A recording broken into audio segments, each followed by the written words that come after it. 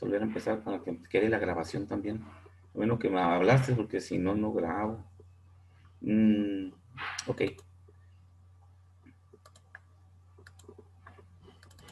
Entonces comentaba ahorita, ¿no? Rápidamente, la cuestión de la imagen nomás.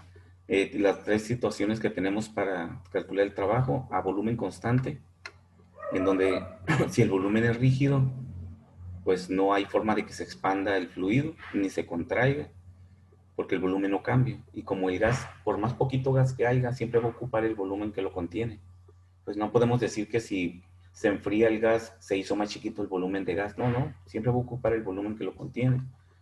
Y si hago la gráfica me queda una vertical, no hay nada que hacer ahí, o sea, el volumen 1 es igual al volumen 2. Y si aplico la ecuación, el cambio de volumen, volumen 2 menos volumen 1, me da 0. Por lo tanto, bajo esta situación de volumen constante, el trabajo siempre es igual a 0. Así que cualquier problema por ahí capciosón que diga, calcule el trabajo de frontera en un recipiente rígido, pues ni calculamos nada, ¿no? Definimos como es un recipiente rígido, pues el trabajo de frontera no existe. La otra forma que lo vimos ayer fue cuando la presión es constante. Puede ser de tres formas, ¿no? Volumen constante, presión constante y temperatura constante. Los tres tipos de procesos que vimos al inicio del curso. Entonces, cuando la presión es constante, ahora la gráfica me queda como una línea horizontal, porque la presión es la que no cambia. La presión en el punto 1 es igual a la presión en el punto 2. Lo que sí tenemos ya es volumen diferente. Tenemos un volumen 1 aquí en el punto 1 y por lo tanto también existe un volumen 2 en el punto 2. Cuando es expansión, pues el volumen tiende a crecer. Cuando es compresión, el volumen tiende a disminuir. Y cuando se expande, cuando se calienta. Cuando se enfría, cuando se encoge o se comprime, cuando se enfría. Eso es lógico también en un fluido. Y vimos que si hay un cambio de volumen, como es un vapor sobrecalentado, vimos que estos volúmenes se leen en una tabla de valor de vapor sobrecalentado a una presión de 60 psias. Ahí inmediatamente está el volumen a 320 grados y luego a 400 está aquí, a 400 grados Fahrenheit. De ahí salieron estos dos numeritos, ¿no? Los leímos en una tabla. Y ya con el cambio de volumen, pues aplico la ecuación nuevamente que tengo. Trabajo de frontera es igual. Esta es la integral en caso de que esto sea un diferencial. Si no es un diferencial, es un gradiente.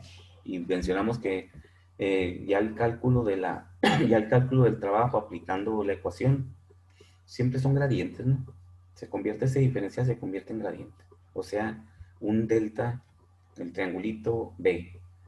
Y sabemos que eso es B2 menos B1, el estado final menos el estado inicial. Por lo tanto, el volumen final menos el volumen inicial, lo puedo leer, calcular muy fácilmente, aquí está, y multiplicado por la presión que es constante y por la masa. Recuerden que todos los datos termodinámicos de las tablas que leamos son específicos, por libra, por kilogramo. Si nos da el problema la masa, pues multiplico por esa masa y de esta forma tengo el trabajo total, si no sería un trabajo específico. Entonces, aplicamos la ecuación y vimos este factor de conversión que comentamos que íbamos a anotar por ahí para el sistema inglés, para convertir el producto de la presión por el volumen a concepto de energía. Psia, que es presión por volumen, que son los pies cúbicos, 5.404 psia pie cúbico es igual a un BTU. Entonces, como esto es psia pie cúbico, aplicamos el factor de conversión para convertirlo a BTUs y nos quedaban 96.4 BTUs. Esto, este es un enfriamiento, por lo tanto es positivo, ¿sí? Se está contrayendo el fluido, nos sale positivo por la cuestión de la diferencia de volúmenes.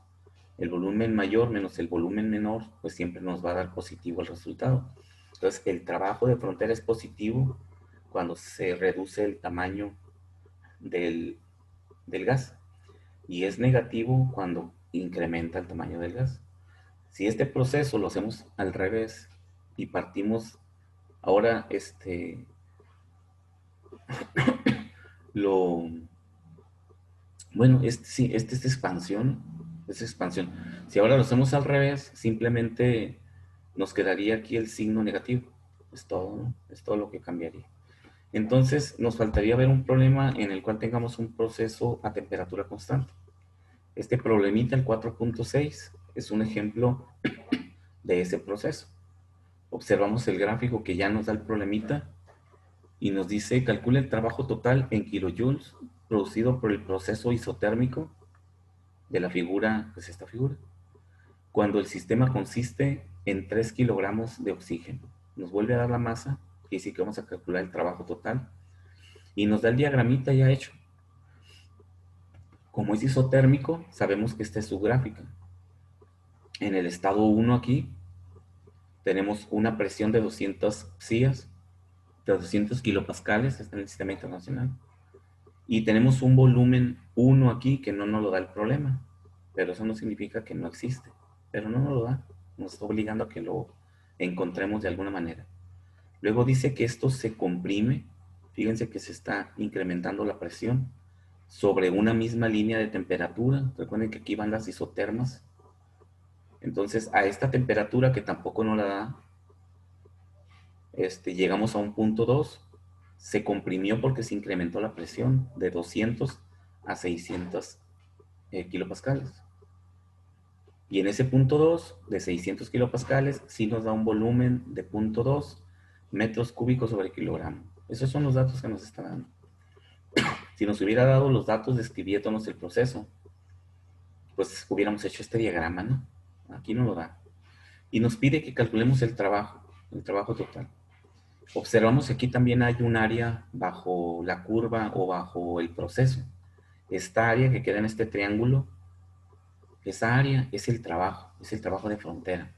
Si fuera un método gráfico el que estuviéramos usando, en el cual hiciéramos el gráfico completamente bien dimensionado, calculamos esa área de alguna manera y esa área es el trabajo, lo puedo convertir esos centímetros cúbicos, perdón, esos centímetros cuadrados, lo que sea, los puedo convertir a trabajo. Esos son métodos gráficos.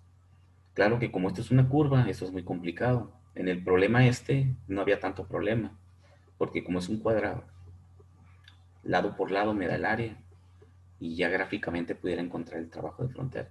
Pero tenemos la ecuación. Antes de que se inventara el cálculo diferencial, ya se resolvían problemas de este tipo, pero se tenían que estimar el área bajo la curva y ahí los encontraban, ¿verdad? Y ya que encontraban un área, no era tan exacta, porque encontrar el área bajo la curva es muy complicado gráficamente. Pero vino Newton, inventó el cálculo diferencial y solucionó el problema, ¿no? Con el cálculo diferencial es precisamente una de las definiciones de cálculo diferencial, es encontrar el área bajo la curva. Entonces vamos a resolverlo. Anótenlo mientras que pongo el pizarrón para resolverlo y lo vamos a desarrollar.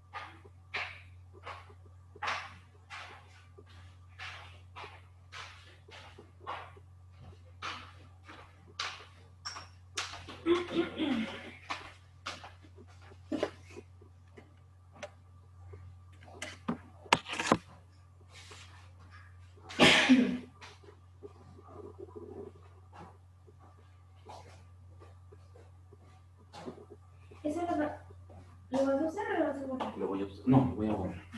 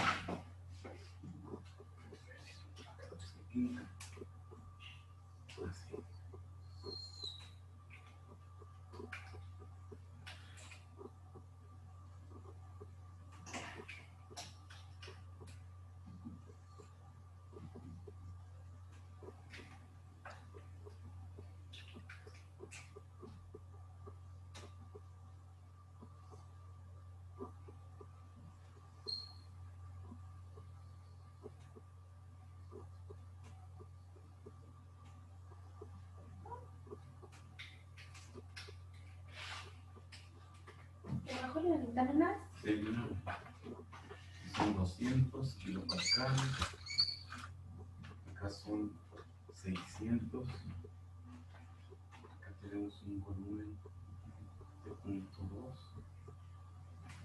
Aquí no tenemos.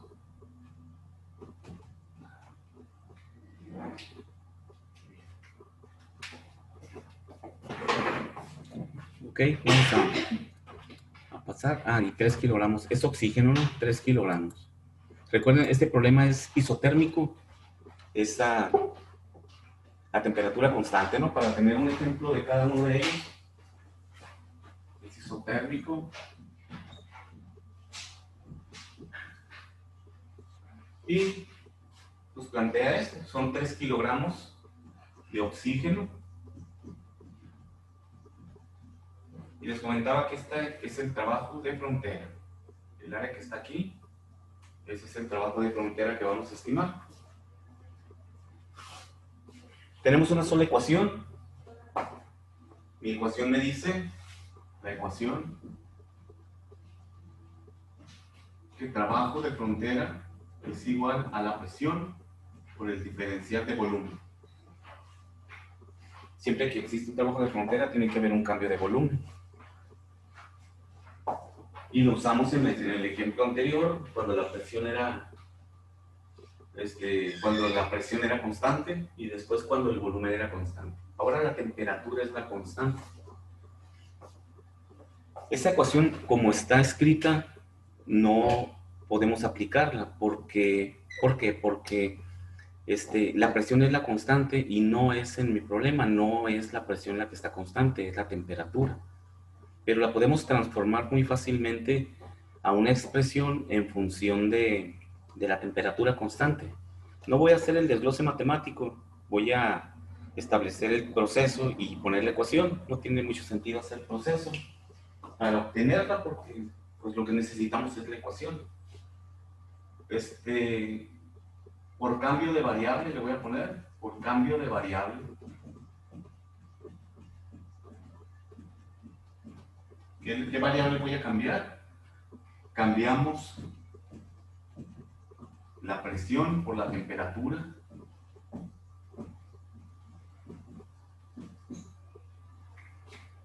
Y es muy simple, con la ley de los gases ideales, la presión es igual a RT entre B, y la sustituyo aquí y resuelvo la diferencial y obtenemos una ecuación que nos dice que el trabajo de frontera es igual a R por la temperatura constante por el logaritmo natural del volumen 2 entre el volumen 1. Entonces, anoten esa. ¿Salió?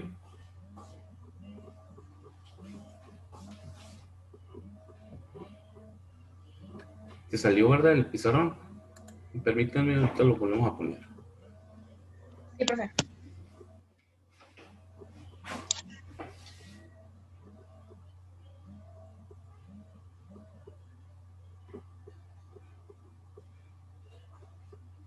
Ahí está, ¿no? Solito se fue, solito regresó, ni le moví nada. Cosas de la tecnología. Ok, entonces anoten esa ecuación que está ahí de trabajo de frontera es igual a RT entre el logaritmo natural de B2 entre B1.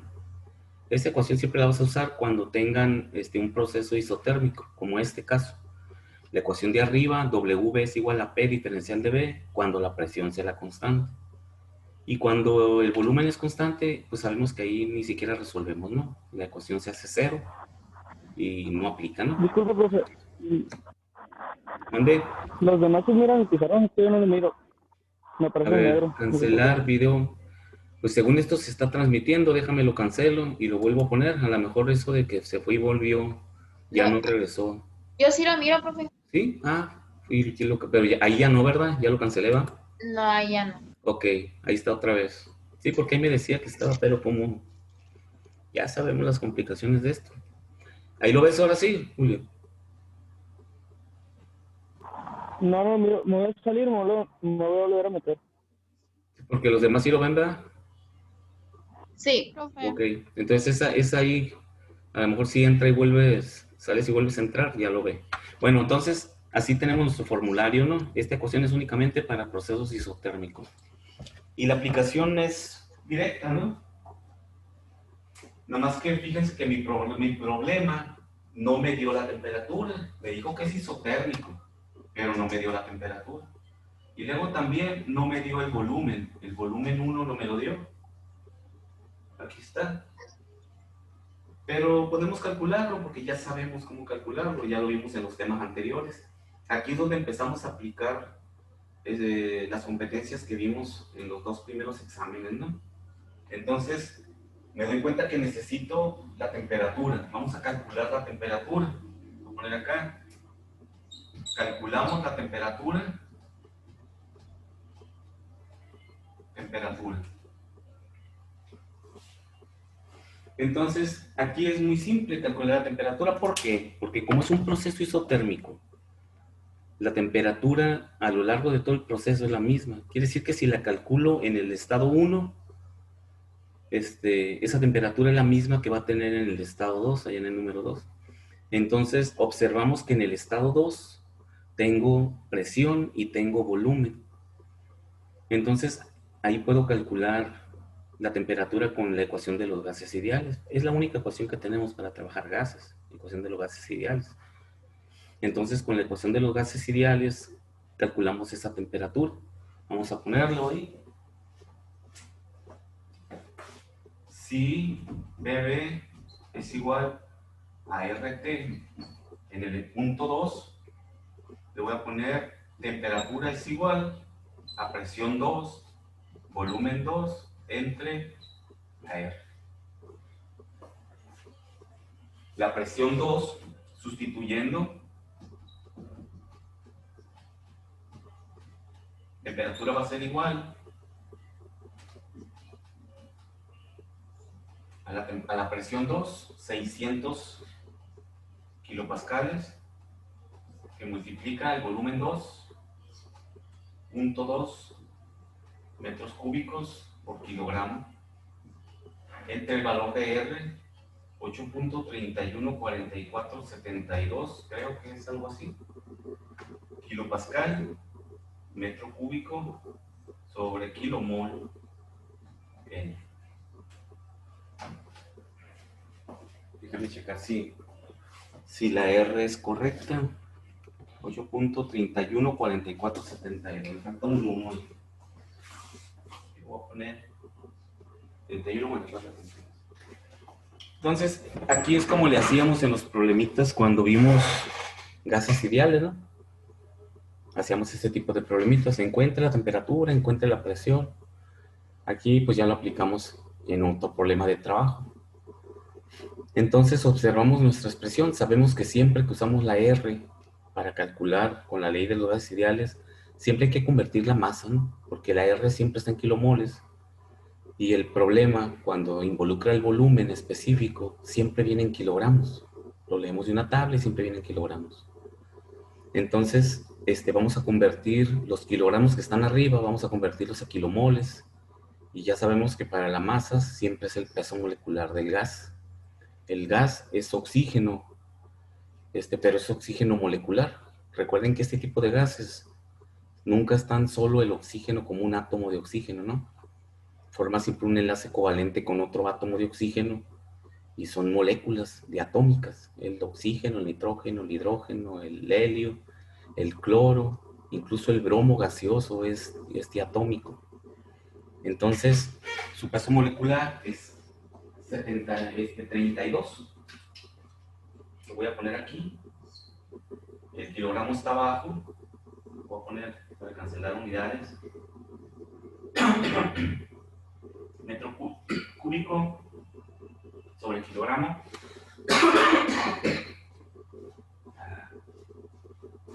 Ya me tiene loco con eso, metro cúbico sobre kilogramo. Entonces, van a ser 32 kilogramos por kilomol. Pongo el peso molecular arriba, cancelo kilogramo con kilogramo, este kilomol se va a cancelar con este kilomol, el metro cúbico con el metro cúbico, el kilopascal con el kilopascal, y lo único que nos queda es la temperatura. ¿Cuánto nos da esa temperatura? 600 por punto 2 por 32 entre el valor de R. A ver cuánto les da.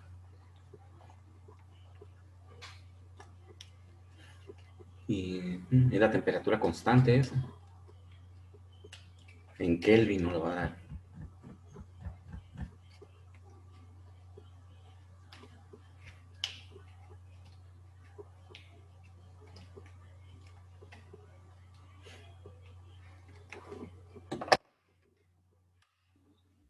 $600 por punto 2. Profe, una preguntita, me perdí. Sí, ¿De dime. dónde salió el 32? Es el peso molecular. Ah, ok, gracias. Recuerda que siempre que usamos este tipo de ecuaciones, nos queda la masa en unidades diferentes. Kilogramo en un lado con el volumen y kilomol en otro lado con la R. Entonces no se pueden eliminar. Entonces siempre convertimos con el peso molecular del gas. Convertimos uno de ellos para que se cancele y se cancelan. Automáticamente se cancela todo, ¿no? Kilomol con kilomol y kilogramo con kilogramo. Entonces por 32 entre 8.31 4472. 461.8 Kelvin.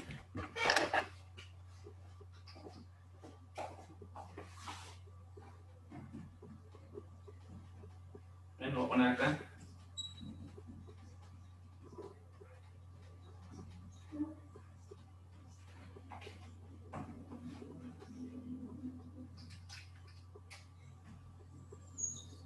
Entonces ya tenemos la temperatura constante que necesito en mi ecuación. Pero también necesito el volumen 1. ¿Cómo calculo ese volumen 1? Bonito estimarlo también. Ese tipo de cálculos también los hicimos cuando vimos la ley de los gases ideales. Hicimos esto, ¿no? Calcule la temperatura, bla, bla, bla, de un gas que tiene esta presión y este volumen. Y calculamos la temperatura con los gases ideales. O calcule el volumen, calculamos el volumen. Lo que fuera lo podemos despejar de la ecuación de los gases ideales. Y esa expresión de los gases ideales es para un solo estado termodinámico, en un punto de mi sistema. Pero también podemos utilizar la ley de los gases ideales cuando es un proceso. ¿Sí recuerdan eso? ¿Cómo queda la ley de los gases ideales cuando es un proceso?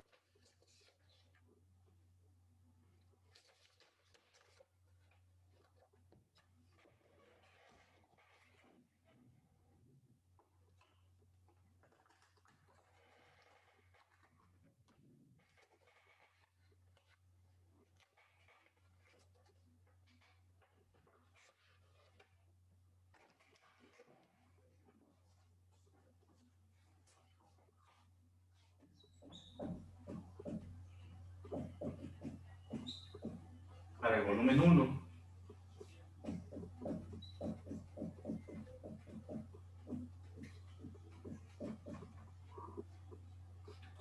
como las temperaturas son constantes, cancelo las temperaturas. Y nos va a quedar que presión 1, volumen 1 es igual a presión 2, volumen 2. De aquí despejo el volumen 2. Va a ser igual a presión 1, volumen 1, entre temperatura, entre presión 2. Y esto es igual a presión 1, 200. Lo que necesito es el volumen. Sí, el volumen 2, correcto. Es que este es el volumen 1. Es que mi proceso 1 es el proceso 2. ¿Ok? Entonces va a ser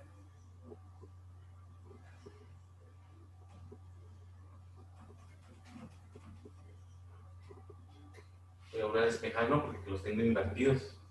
Y la costumbre siempre de que los procesos son así.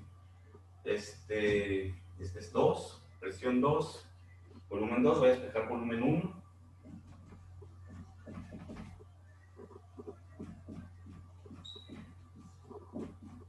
Lo mismo, nomás que cambió el sentido, ¿no? Porque voy de aquí para allá. Entonces el estado 2 es este, presión 2, volumen 2, entre presión 1. La presión 2, 600 por 200, 600 por punto 2. 600 kilopascales, que multiplica a punto 2, que son metros cúbicos por kilogramo. Ahí lo voy a completar, ¿no? Ahí se lo escribe. Entre la presión 1, 200 kilopascales. Eso nos da un volumen 1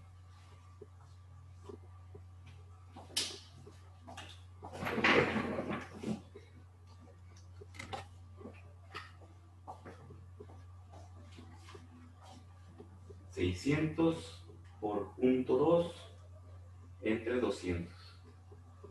Es punto 6 metros cúbicos por kilogramo.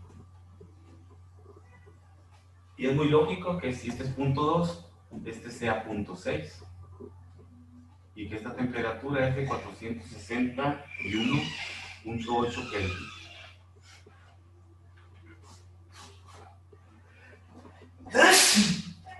Híjole, la cabeza está haciendo chiles. Entonces, pues ya tenemos nuestros datos. Chequen que con lo que antes habíamos visto, con esta ecuación calculamos el volumen. Y con la ecuación de los gases ideales calculamos la temperatura. Entonces ya podemos sustituir en nuestra ecuación.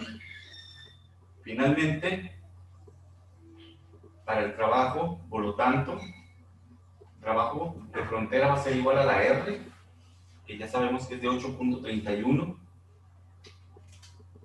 Voy a borrar acá arriba para que no se haga un amontonadero tanto aquí. Vi que esto ya lo tenemos, ¿no? Lo voy a poner acá arriba. Finalmente,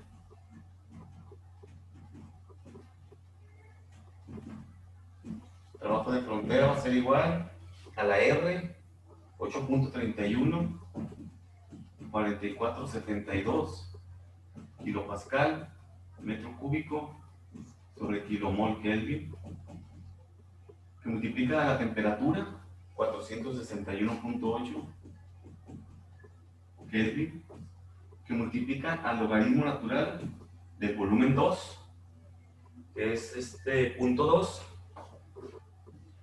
entre punto 6. Los dos tienen las mismas unidades, ¿no? Metro cúbico sobre kilogramo. Por lo tanto,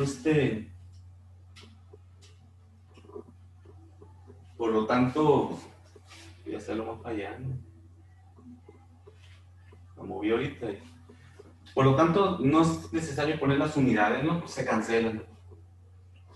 Y eso nos va a dar trabajo de frontera. Esto no tiene unidades, pues son kilogramos entre metro cúbico se cancela. Este Kelvin, cancela este Kelvin, nos van a quedar kilopascal, metro cúbico sobre kilomol. Son las unidades que tendríamos ahí. Y esto nos da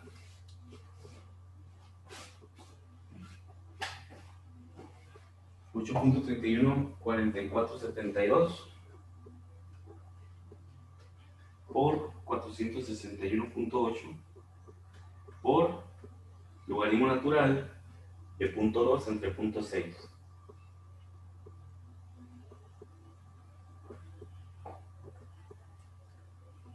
Por 8.314472.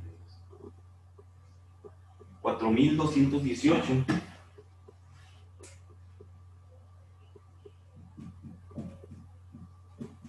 negativos. El logaritmo da negativo.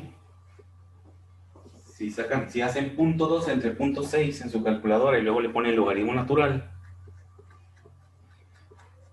les va a dar un número negativo. Entonces, ese es el trabajo. Podríamos decir, bueno, ese es el trabajo. Pero ese es el trabajo por kilomol. Y nosotros tenemos 3 kilogramos de oxígeno. Por lo tanto, necesitamos convertir estos kilomoles a kilogramos de oxígeno, porque estos son kilogramos. Al igual que hicimos aquí con el peso molecular en la R, aquí lo vamos a hacer igual. Pues vamos a multiplicar o a dividir entre 32 kilogramos por kilomol. Aquí se aplicó el factor al revés, para que se pueda cancelar kilomol con kilomol. Y ya nos van a quedar por kilogramo. Entonces, si eso es por kilogramo, nosotros tenemos 3 kilogramos de oxígeno. Entonces lo multiplico por 3 kilogramos y cancelamos kilogramos. Entonces ya ese va a ser el trabajo por los 3 kilogramos y no por 1 kilogramo, ¿no? Y esto nos va a dar entonces que el trabajo de frontera es igual a menos 4.218 por 3 entre 32.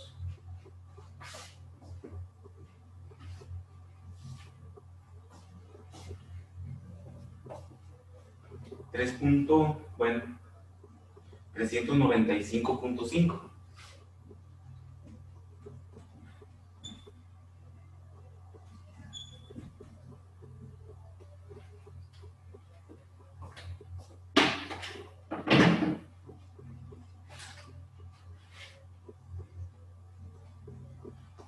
Kilojoule.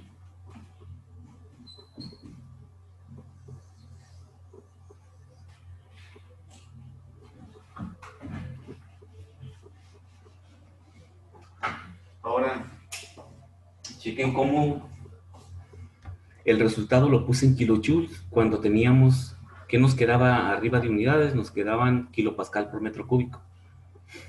Así como en el sistema inglés hay una conversión de presión-volumen y un BTU es igual a cierta cantidad de psias por pie cúbico. En el sistema internacional también existe un valor de conversión. Nada más que aquí no tiene mucho problema porque es la unidad. Un kilojoule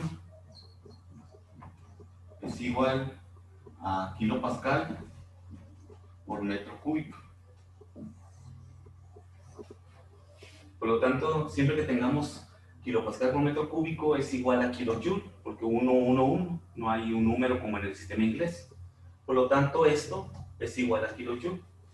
Por esa razón lo expresé como kilojoule directamente, ¿no? Recuerden que en el sistema inglés sí tiene un valor, ¿no? ¿Recuerdan el problema que hicimos ayer? Aquí lo voy a poner. 5.404 psi a pie cúbico es igual a un BTU. Hay que anotar estos factores de conversión porque luego se necesitan para resolver los problemas. Ya tenemos los dos, ¿no? Para el sistema inglés y para el sistema internacional. El sistema internacional no hay problemas. Directamente te da los kilojoules. Entonces está negativo porque el proceso se está expandiendo. Se expande. Perdón, se está comprimiendo. Se está comprimiendo y por lo tanto la diferencia de volumen es negativa, ¿no? Va de un volumen más grande a un volumen más pequeño y eso nos daría una diferencia negativa y eso se refleja en el logaritmo. Si el logaritmo estuviera al revés, indicaría que se está expandiendo. Nos da el mismo número de logaritmo, pero nos da positivo, porque ese proceso lo podemos hacer ahora en sentido contrario y decir que partimos del punto 2 y vamos a llegar al punto 1. Le ponemos 1 al 2 y 2 al 1. Y hacemos los cálculos, nos da exactamente lo mismo. Pero lo que pasa es que el logaritmo nos va a quedar positivo. Entonces, cuando se expande, es positivo. Y cuando se comprime, el trabajo es negativo. La misma ecuación nos lo arroja, ¿no? Nada más que si hay que memorizárselo o anótenlo por ahí en sus apuntes, cuando se expande, nos va a dar positivo y cuando se comprime nos va a dar negativo el trabajo. Porque cuando estamos deduciendo alguna ecuación y metemos el trabajo, hay que entender en qué signo lo vamos a poner. El problema nos dice, se comprime un fluido, entonces ese trabajo tenemos que ponerlo menos W. Y si se expande, más W. Por eso hay que memorizarse eso. Bien, este es el problemita entonces último. Bueno, de los tres procesos diferentes, ¿no? Volumen constante, 0. Presión constante sí tiene un valor y utilizamos la ecuación P es igual, trabajo de frontera es igual a P por diferencial de B o por gradiente de B. Y cuando es isotérmico, mi ecuación va a ser RT por el logaritmo natural de B2 entre B1. Tenemos esas dos ecuacioncitas diferentes. Nada más anótenlas para qué procesos es donde se utiliza. Ok, entonces no hay ninguna pregunta de esto. Ya para quitar el pizarrón. No, profe. Muy bien, vamos a quitarlo entonces. No.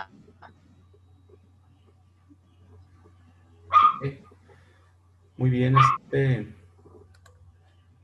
pues es todo, jóvenes. Con esto tenemos los tres ejemplos de trabajo de frontera. Chequen los problemas que están en la plataforma. De hecho, le voy a cambiar la fecha de entrega. No me acuerdo, me comentaban ahorita algunos de ustedes que estaba para el domingo, algo así. Sí, profe. Sí, Está ok. para el domingo la tarea. Ok, como como van a salir dudas pues de los problemitas y es necesario pues que los hagan bien, pues que pregunten si tienen dudas. Les voy a cambiar la fecha para la otra semana, por allá para el día miércoles más o menos, a mitad de semana, para que en la próxima clase o por ahí por el WhatsApp me pueden preguntar si tienen dudas en el planteamiento o alguna situación de los problemas, pregúntenme por el WhatsApp o y si no, pues en la próxima clase me preguntan. Pero mejor pregúntenme por WhatsApp para para aprovechar la próxima clase y ya entrar a lo que es el cálculo de la energía, ¿no? Y si no, pues también ahí vemos un ratito, vamos unos 10, 15 minutos para ver dudas. ¿Sale? Sí, profe. Ándale Porque el lunes no pues, tenemos clase, ¿verdad? mande. El lunes no tenemos clases. ¿Por qué, mija? Ay, ¿Recuerda? es 2, ¿verdad? Es cierto, Es puente, profe. Tesca es la única universidad que tiene feriado el lunes. Itson, no hay nada, y Unison tampoco, La Salle tampoco. Somos privilegiados. Entonces, no, pues no hay clase el lunes. Es feriado. Pero cualquier duda que tengan ese día, si gustan, si tienen alguna duda de los problemas, me mandan un WhatsApp y nos conectamos en cualquier momento, ¿no? Para ver dudas. ¿Sale? Gracias. Sí, está bien, profe. Ándale pues, cuídense, tengan un buen fin de semana. Igualmente. Igualmente, profe. Bye. Hasta luego.